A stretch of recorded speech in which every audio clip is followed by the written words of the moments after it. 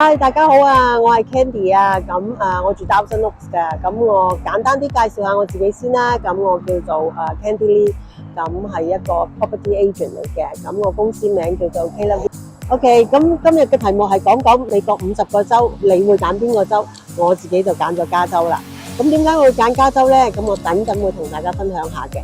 咁50個州裏面，咁如果你會揀邊個州去住呢？咁我諗你會考慮啲咩因素呢？你會考慮下你有冇屋企朋友啦，喺嗰度啦，或者嗰笪地方有冇工作嘅機會啦，咁機會大啲呢，咁當然啦，你就應該會係更加中意會喺嗰度留低咯。咁如果唔係呢，咁基本上呢，你會可能唔過去。咁除此之外，你仲會諗下會諗啲乜嘢原因呢？咁可能會係當地嘅環境啦、天氣嘅環境啦，咁或者有冇啲天氣嘅特徵啦。咁除此之外，咁可能亦都會係諗下嗰邊嘅稅收啊，咁會唔會 OK 啊？咁樣啦。咁咩叫做嗰邊嘅天氣嘅環境咧？咁好似東南西北，咁其實咧佢哋都會有自己嘅特色啦。例如美國嘅北西東北邊啦，咁近住New York嗰邊啦，靠近 Toronto 加拿大嗰度咧，咁基本上咧就會有好大風雪。咁如果你中意白色聖誕嘅朋友咧，咁你應該會幾中意嗰度啦。咁但係如果你係唔係好中意凍嘅，好怕凍嘅咧，咁可能嗰度未必係你嘅選擇咯。咁美國東北就係咁樣啦。咁但係如果美國嘅南邊咧，咁會有啲咩問題咧？南邊咧就係會係有 hurricane。咁 hurricane 咧就即係好似等於好似我哋香港嘅颱風咁樣啦。咁通常啲 hurricane 佢整到啲咩？邊個城會係 Florida、Georgia 呢啲地方咯。咁呢啲地方咧，基本上咧，如果受到 hurricane 咧，咁可能如果你間屋咁唔好彩就被 hurricane 搞到，咁你咪要修補下咯。跟住講咗南部，咁美國嘅中部啦。咁美國嘅中部咧，咁就大概係Texas 嘅北邊啦。或者 Nebraska Kansas 嗰啲地方啦。咁講美國中部咧，會有啲咩天災嘅問題咧？咁就會有 tornado 啦。咁即係龍捲風。我自己個人就冇經歷過龍捲風，咁我就唔係可以我唔知點樣講啦。咁睇電視咧，就啲龍捲風都幾犀利嘅可以。咁如果俾龍捲風捲走咗屋頂，咁你咪可能要再補翻咯。咁就係咁咯，係啦。而美國再過少少就係西邊咯喎。西邊咧就係會有加州啦。咁加州會有啲咩問題咧？加州咧基本上咧就會有山火啦。咁美國嘅加州山火咧，基本上咧每年都會有一次噶啦，例牌好似例牌菜咁樣。不過只不過咧就係唔知燒邊一度咁樣啦。咁今年咧個山火就比較犀利少少。咁咧就係喺LA 嗰帶嘅嗰度咧就燒着咗佢成個city 咁樣。咁損失都幾慘重，都係幾十年裡面嘅第一次咁犀利咯咁樣咯。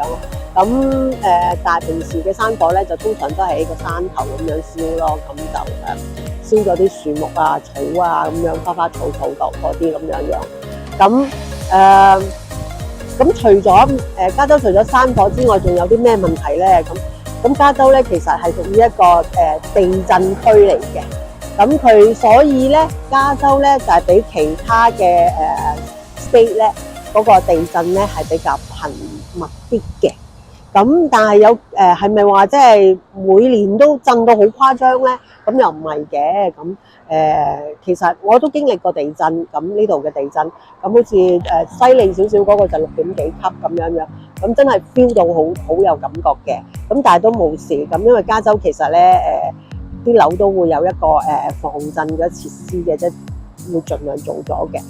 咁大嘅地震咧就唔會好多嘅。咁比較少嗰啲咧就可能會久不久一年係一次啊，或者係2、3年一次啊咁樣嘅。咁就同大家分享下啦，地震。咁唔知你知唔知啦？咁就其實台灣咧係一個地震幾頻密嘅地區嚟嘅。咁佢嗰個頻密嘅程度咧係遠遠超過加州嘅。所以嗱，如果係計翻美國嗰個地質學嗰個研究報告裏面咧，2024年嗰報告咧講咧，咁其實台灣從1980年已經經歷咗2000次，超過4級黎克特就4級嘅地震，超過咗2000次嘅。咁所以咧，對於台灣嘅朋友嚟講咧，可能加州呢啲咁嘅地震咧，都係叫濕碎嘅。咁就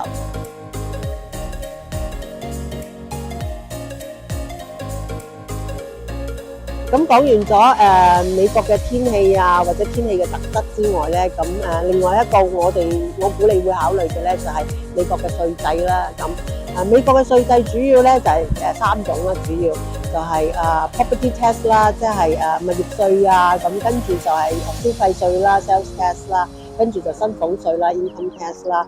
咁物業稅咧就顧名思義，物業稅就即係你有物業就有啦，即係需要俾啦。咁你冇物業梗係唔需要俾啦，係咪？咁就咁簡單嘅。咁至於消費稅咧，咁就基本上咧就好多個人都需要俾㗎啦，即係就算你有冇物業，你都要消費㗎啦。你消費嗰陣就要俾稅㗎啦。咁我哋加州呢度咧嘅消費稅咧就大概係平均嚟講拉翻勻咧就7.25左右啦。因為其實加州裏面咧都有好多個縣嘅。咁好似我而家住緊呢個係千丈啦，即係Thousand Oaks啦，就7.25。咁但係如果係 LA 嗰邊嘅 LA 嗰個 county 咧，就係9.5嘅。咁所以拉翻勻咧，咁就其實就當7.25啦，成個加州咁樣計。咁所以即係我哋嘅稅就算係差唔多啦，即係唔係話太高又唔係話太低咁樣啦，就咁樣樣。咁但係咧，其實咧都有啲 state 咧係唔需要消費稅嘅喎。咁例如有啲咩 state 咧？例如有 Montana 啦、Alaska 啊，呢啲都係冇消費稅嘅喎。咁即係話你買乜嘢食乜嘢咧，你都係俾嗰個數，唔會額外仲要俾多少少錢。咁好唔好咧？咁樣，咁當然啦，佢唔收你消費稅，咁即係話佢希望有多啲人過去嗰度消費咯。咁即係話嗰個城市可能唔夠人消費啦。咁所以你自己可以諗到一個原因咯。咁除咗消費稅之外咧，咁另外一樣嘢就薪俸稅啦 ，income tax 啦。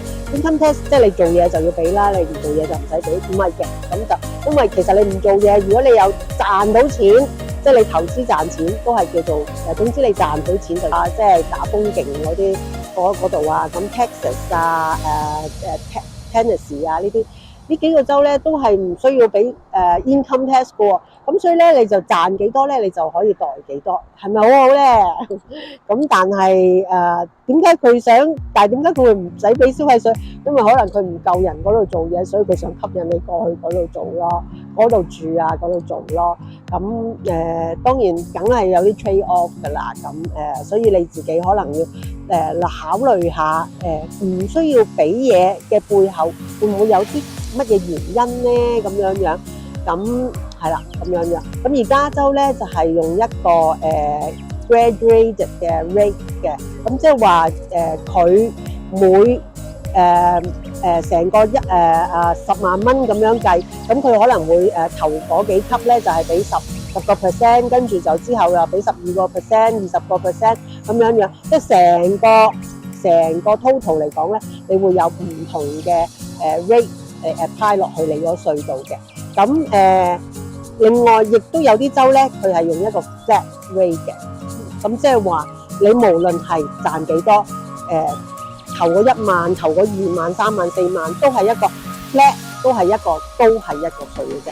無論你賺幾多，呢個就 flat rate。咁主要嚟講，即係稅就係呢幾樣稅啦。即係如果我哋個人喺度住少少咧，咁呢啲其實睇你點睇啦嚇，咁樣咯。咁咁介紹完咗呢啲主要嘅原因啦，咁我想講講咧就係我點解揀加州呢度啦。咁因為我中意呢度嘅陽光啦，我哋呢度陽光普照㗎呢度。咁見到陽光咧，你好開心咯，咁令到我人都覺得cheer up少少。咁但係最主要點解我會揀咗呢度咧？就因為屋企人喺度。咁呢個應該都好多大部分嘅人都會係呢個原因㗎啦，屋企人啊，或者你已經有一份 job 喺呢度等緊你，你就會過嚟呢度。咁呢啲就係一個好大嘅原因咯。咁當然天氣係另外一個原因咁解啫。咁除此之外，加州呢度咧，咁工作機會好唔好咧？咁樣。咁我又同大家即係講一講資料啦。咁據2024年 International Monetary Fund 佢講翻嘅報告咧，就係講我哋全球嘅 growth engine based on 2024年嗰陣咧，就係美國係第一位，第一個 growth engine。咁第二個 growth engine 係邊個咧？係中國。跟住第三個咧就係德國。咁第四個係邊個咧？第四個就係呢度啦，加州。所以加州咧，其實加州咧就啱超過咗日本少少。之前係日本係第4個嘅，加州係第5個。咁而家調轉咗。咁所以可想而知，加州只不過係一個州，但係佢可以 compete with 其他國家喎。